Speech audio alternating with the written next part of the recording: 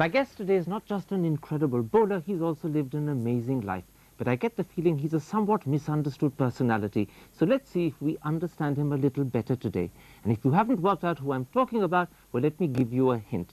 You probably know him as Murali Karthik, although that's not his proper name. To find out what is, keep watching. Welcome to the program. Thanks, Dad. Now, as I said, everyone knows you as Murali Karthik, but the proper name is probably the other way around, isn't it? Yeah, absolutely, because being a South Indian, we always have our father's name or the initial of your father just before you have your own name, and that is Murali. And my name was always M. Karthik when I was in school. And I think, if I remember correctly, I think it was for passport reasons that I had to expand that name, and it turned out to be Murali Karthik. And I don't know when people got onto that Murali name. And from that time onwards, I'm known more as Murali than as Karthik. So, but which do you prefer? Would you rather be Karthik or Murali? I would prefer being called by my name because it sometimes gets confusing, because when myself and my dad are going together somewhere and somebody says Murali. Both of you say yes? Yeah. The other secret that's kept about you is that, in fact, far from being unlucky for you, 9/11 is the luckiest date they can be. Yeah, probably you can say that, because that was my birthday as well as the day I got married. Now, you were born in a small little lane just outside Chidambaram Stadium in Chennai. Was that God's way of ensuring that you were going to end up a cricketer? When I think back now, probably it's quirk of fate that I was born exactly opposite M.A. Chidambaram Stadium, and that's where I spent most of my childhood years. I was brought up by my grandparents, my maternal grandparents, till the time I was 6 years old, because both my parents were working here in Delhi. Both of them are bankers, and So even if cricket wasn't in the blood, it was definitely in the air. yeah, probably you can say that. That's how I look at it now.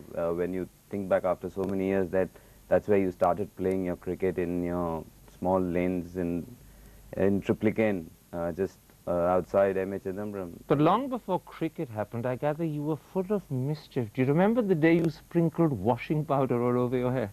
I can't remember it, but I've been told so many times, and every time my Nani has to explain my mischief, this is the first topic which comes to her mind, and she says that this guy had so much curly hair. I don't know, people will agree with that now, but so much curly hair, and one day he just comes with his entire head full of surf, and it took me ages to just ruffle out his hair, ruffle out all the surf from his hair, and then when I started cleaning his hair, it was all foam and froth. So you kept frothing up like a sort of washing machine bubbling over. Absolutely, I think so. And moreover, my hair was like Satya Sai Baba, probably. I had so much hair, and then you can imagine all the surf getting stuck there. So I think so she must this have had a hell close of a time. crew cut, is it sort of revenge for what you used to look like as a child? I think it's comfort more than You can't be bothered to comb it. Yeah, I can't be bothered to comb it for one, and then playing cricket you sweat a lot, and then I think this is much more comfortable. Now, in fact, talking about cricket, it was in Srinagar of all places that your cricket talent was actually first discovered. How did that happen? My dad's friend was the legendary V.V. Kumar, the leg spinner, the former leg spinner who's played for the country as well as for Tamil Nadu. And he had come over home there. And I was playing with my friends downstairs, and he just happened to watch me bat. Actually, I was not bowling that time. And he didn't know that I was Mr. Murali's son. And he just said, this guy is good, and what does he do, and things like that. And my dad, I think he just kept quiet. And when, after playing, I went back home, I was introduced to Mr. V.V. Kumar that I am Mr. Murali's son, and that's when he told my dad, I guess, that whenever This you get kid's back got to a cricketing future ahead of him. probably. It was, in fact, an ad that your father once saw in a national paper that actually started off your cricket training. What was that ad all about? It was my first coach cricket camp in Madras, a place called Madras-e-Azam School on Mount Road, Bang on Mount Road. And he just said that, why don't you attend it? It looks good to me, and so many kids are going to be there, and so why don't you have a nice time? Because I'd started playing cricket for my school that time. And again, that was, all coincidence, because I used to play in the games period, and I think the school captain saw me playing, and he invited me to be part of the school team, which I readily accepted. And after that, after the exams, when you have those holidays, that's when I started attending these coaching camps, and that was Mr. M.K. Iqbal's. You know, the amazing thing is the world today, of course, knows you as a magical spin bowler, but in school you were also quite a brain box. Is it really true that you were always top of the class? Yeah, from the first, I think, as far as I can remember, from early childhood, that's what they say, that any time I had to say something or after I'd studied something, I would keep repeating it till the other person went dead. Like, I have to I mean, do went that. dead with boredom because you wouldn't stop repeating it. Yeah, stop repeating it. That's what I've... And till the 10th class, I think I've always stood first. And it was only after going to Padma Seshadri when my cricket started taking off, I probably fell down a bit in my ranking. In fact, there was a point of time when you wanted, in fact, to be a genetic engineer. Yeah, I did commerce after my 10th, and I still don't know why debit is this side and credit is that side. And I've done 3 years of BCom honors as well. So, But you know, the amazing thing is I was talking to Zahir Khan last week, and he says that he too wanted to be an engineer. What's this link between bowlers and engineers? I don't know how Zahir went about it, but probably being a South Indian, you always hear people talking about engineers and doctors and engineers and doctors. Every parent wants you to be either an engineer or a doctor. But for me, I had different interests. Probably I didn't want to be a chemical, civil, or that kind of an engineer, but a genetic engineer. Now, as a teenager, one of the biggest influences was your mother. Sadly, she died when you were 19. How do you remember her? I think she was a great influence because my dad was very much career-oriented when mother was there. And most of the time I've spent with my mom, and I remember clearly she instilling so much of values into me and my brother. I think that's why probably she was so frank, and she could explain anything to us. Even as an 8-year-old, I remember she talking to me about so many things which a normal parent, I don't think, would be willing to talk to the children. You once described her, you said she was more than a mother, she was a friend. Yeah, she was really a friend, and I'd gone on my first trip to England, and we were watching this Miss World contest. I think it was Miss Universe. You and your mum together? Yeah, and there was this bikini section, and I just said, I think, and Miss UK was some horrible-looking woman, according to me. And I just said that I saw so many good-looking women even on the Heathrow airport. I don't know why those people can't be Miss UKs rather than somebody looking so old and haggard. Is this what you meant when you said that she was a very open and liberal person in her thinking, Yeah. but you also added that she was very disciplined and meticulous in her behavior? Yeah, very meticulous, and she was a cleanliness freak. I still remember she was working.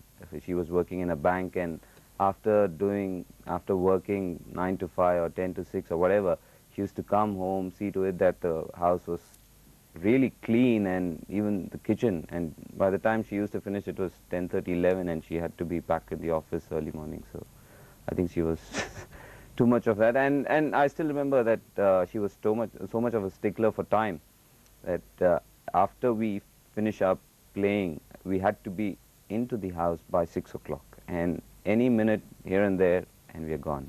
You I had mean, to when stay you outside. say gone, you got a good spanking? No, no spanking. You just had to stay outside the house. The other big influence in your life is your wife. I gather that you met Shweta at a friend's for lunch, and that's when the romance began. I wouldn't put it that way. I knew her from school. We knew each other from Except school. that she says she doesn't remember you from school. Yeah, probably. That's how girls put it, I guess. No, I knew her from school, but it was just an acquaintance, hi, hello kind of a thing. And we lost touch because me being a cricketer and away from home, and she had left India to work in Singapore. So probably we lost touch. But you can say that we met again when a close friend of mine was here, and she was back for a sister's wedding. And I think that's when we met again, and that was It was a friend's chance lunch. encounter, but it didn't take you very long to fall in love. I gather 2 or 3 months later, you were proposing in the most unusual way. Yeah, 2-3 months, and I'd always wanted to be a bachelor. And I mean, that's was your ambition in life. yeah, I always wanted to be a bachelor because Until she came along. as a child, I can remember if any girl, of any age, if they came close to me, I would just run behind my mother's sari and just stay there and not Help me, mummy, there's a girl after me. Yeah, something like that. And it was surprising for me, myself, how could I fall in love with somebody? And I had always held this thing that any guy I met or any person I met, I always used to say, no man, I'm not going to get married. And suddenly after 3 or 4 months, I just went and told my dad that this is the girl I like, and I'd always said that I'm not going to get married, but Shweta is the one. But you proposed in a very unusual way. You didn't do it during daylight hours, for instance, did you? Yeah, you got all the facts right, Karan. Yeah, we used to be on the chat. This was this e001.com or some such thing on the computer, and she was the one who taught me how to message. When I had a mobile, I didn't know how to message, and she was the one who taught me how to message. So at around 5:30 in the morning. 5:30 in the morning, and I think it was 8 o'clock Singapore time, and that's when I proposed marriage to her. I think it's. She says that you were very insistent and you demanded an immediate answer. I'd probably done that because I had a feeling that she liked me, and that's why probably I proposed. Feeling, or you just hoped? A feeling. And probably that's why I insisted that I need to know, because I knew for sure that she liked me, and you always have these girls saying, oh no, put them on hold and we'll see how they react. So you were saying, get over the initial no and get to the yes quickly. Yeah. She said yes, by the way, before the phone call ended, but she checked up on you afterwards, didn't she? Yeah. I think she had a full character research done on me, and she called up my close friend in England when it was 1 o'clock for him, and then she called. All the same night? I think the same night, yeah. No, for her it was morning. Yeah. And then she called up her sister, who was living in Bombay that time, and it so happened that she was away in Thailand for some work, and she managed to trace the number there, and she wanted to know what to do. So you have yet another very meticulous person who makes absolutely certain about things. And it's again a coincidence that I'm a Virgo and she's a Gemini, and my dad and mom were Virgo Gemini combos. So I don't know. I sometimes feel, and she hates it because I keep saying that, sometimes like my mom, that she doesn't want to be compared to my mom, although she still feels that they have some similarities somewhere. But she wants to be herself. Yeah, she wants to be herself, but both of them have these thing for cleanliness and I don't know, everything. In fact, for me at home, if I have to listen to a CD and I touch a CD cover by mistake, the entire rack gets clean. Ah, you're a henpecked husband. No. Let's take a break over there. Karthik, I want to come back in part 2 and talk about the Murali Karthik that they think they actually know out there in the world, the cricketer. We'll be back in a moment's time. Don't go away.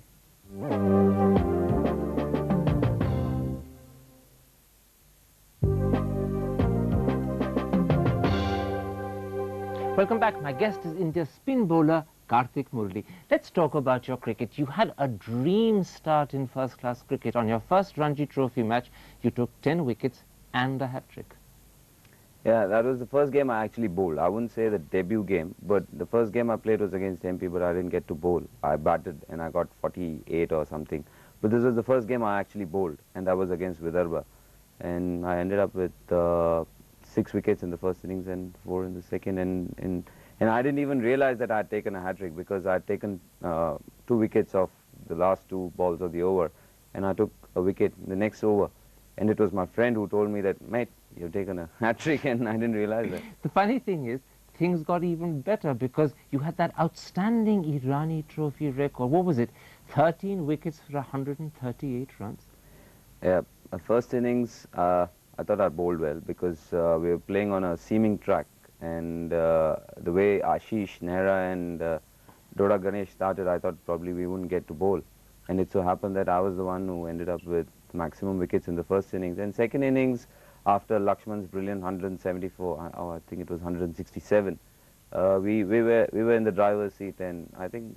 But pause a moment. Second innings was 9 wickets. Yeah, 9 for 68 or 70. Were you sorry that you didn't make it a clean 10 out of 10? No, I don't think so, because it was just like I was bowling and I was getting wickets, and it doesn't happen every time. You mean you lost count, you got so many wickets? Yeah, it just kept coming, and if running through the Bombay team in 26 overs, 9 wickets. I remember when I was on 8, I tried running out Nilesh Kulkarni, and Lakshman just came up to me and said, "Mate, what are you trying to do? You're close to Anil's 10, something similar, although it is not in the test arena." And I said, "Mate, I'm not bothered because we were so close to victory, and I was not bothered whether I was going to. I was happy with 8 that time. So I wasn't bothered whether I was going to get 10." The paradox is that the same luck hasn't stood with you once you made it to the Indian team. There you sort of yo-yoed in and out of the team. Yeah, probably. But again, if you look at it, I'm competing with 2 people who are probably the best 2 spinners who have done extremely well for India, Anil and Harbhajan. And when the team management wants 2 spinners, you just have to bide your time, and I guess that's what I have to do. And there's another way of looking at it. You've got yourself another record. You've been 8 times back in the team. You're a sort of comeback kid, aren't you? Yeah, probably if I look at the frequency of it from the time I made my test debut, that is 99, 2000 to now, 8 times in so many months divided by 8 times is once in 3 or 4 months, I guess. So that's how it looks. 2 of your greatest fans, Shrikant and Bedi, say that it's not bad luck that kept you out of either the World Cup team or even the recent tour to Australia, but politics. Would you agree? It's very difficult to say. Like I said, you've got 2 spinners who have done extremely well for India, and you need to be either extremely lucky to be playing the World Cup ahead of these 2 guys, or I would say, what should I would just say it would be extreme luck to be playing ahead of these 2 And guys. also, it's not worth thinking of the politics of it because that puts one off. Yeah, there's no point in thinking about all these things because you need to concentrate on the job on hand and control the controllables. That's what they say. Except for the fact that the press goes on and on about these stories. I mean, one of the stories that they keep repeating, they say that the captain, Sourav Ganguly, doesn't like you. Sometimes it's amazing where these stories crop up from, because he has also denied it so many times, and I keep saying that if I had, like you mentioned a while ago, that if I have to come back 8 times, the captain has to have some faith in me when Anil is injured or Harbhajan is injured to think about me and call me. So sometimes I fail to understand why people have to come up with such conspiracy theories. But there is I suppose, conspiracy theory you could call it. There is a story that in 2002 at the Karnal Stadium during a Ranji Trophy match, when Sourav was hitting 6s, you bowled and clean bowled him. No. He wasn't hitting 6s. He had just come in. And you know that Sourav has always been a brilliant player of spin, and especially left-arm spin. And on our Karnal Singh wicket, which is so placid and the ball doesn't go beyond the knee, go above the knee, it was very difficult. And he was somebody whom the Bengal team were looking up to, and probably the Railways team were looking up to me to get him out. And you did? Yeah. You clean bowled him? No, not clean bowled him. But the thing is that he stepped out and hit me for a 4, which went like a tracer bullet. And then 2 balls later, he just went back and the ball just spun, kicked and took his handle and went to forward short leg. And I probably must have celebrated like I had won the Wimbledon or something. Absolutely, it was a real victory jig on the field. Yeah, absolutely. Do you think you put him off a little? That's what the press says. Not at all, not at all. Not I at don't all. think so. He's not somebody who, he knows that his players, he likes his players to be really aggressive, and I don't think so. That really bothered him. But And I don't even think he saw that, because he was walking and he had gone past me when I was actually celebrating, and actually my hand was whirring like a helicopter blade. That's all it was. It was nothing, no statements made or no comments passed. One of the other things the press says about you, they say that he's arrogant. Are you arrogant? Do you think so? No. Probably, I don't know. They might say that because of the fact that I'm really aggressive on the field, and I don't know, introvertedness and not talking to many people might They say be he taken keeps as... his collar up, his chest out, and he doesn't say good morning to the seniors in the team. No, I don't know. You can check up with the seniors for that. And secondly, I've been playing with so many of them for such a long time. I don't think so. Any good morning and all those things, you actually miss out, because we all say good morning to each other every morning, actually, at the breakfast table. And anyway, what's so important about saying good morning? No, good morning is quite a very casual, polite way of greeting everybody in the morning, and I always do that. And when it comes to collar up, I've never done that, because first of all, I don't believe in that, and secondly, probably the fact that I wear sunglasses and play might put people off, but I don't remember ever having my collar up and playing. Do you get the feeling that not only have you been at times unlucky, but you're probably also misunderstood?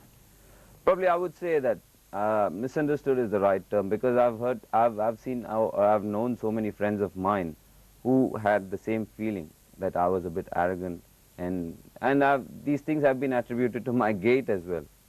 The way that I walk, they feel that, oh, he walks with his chest out, and So are that's there how moments when you want to say to the guys in the press lobby, hey, give me a chance, get to know me before you start making conclusions? Yeah, you feel that, because these questions have been put to me so many times, and I've clarified them so many times. And they keep coming back every time. And the fact that I'm not like that off the field, and so many people can probably vouch for that.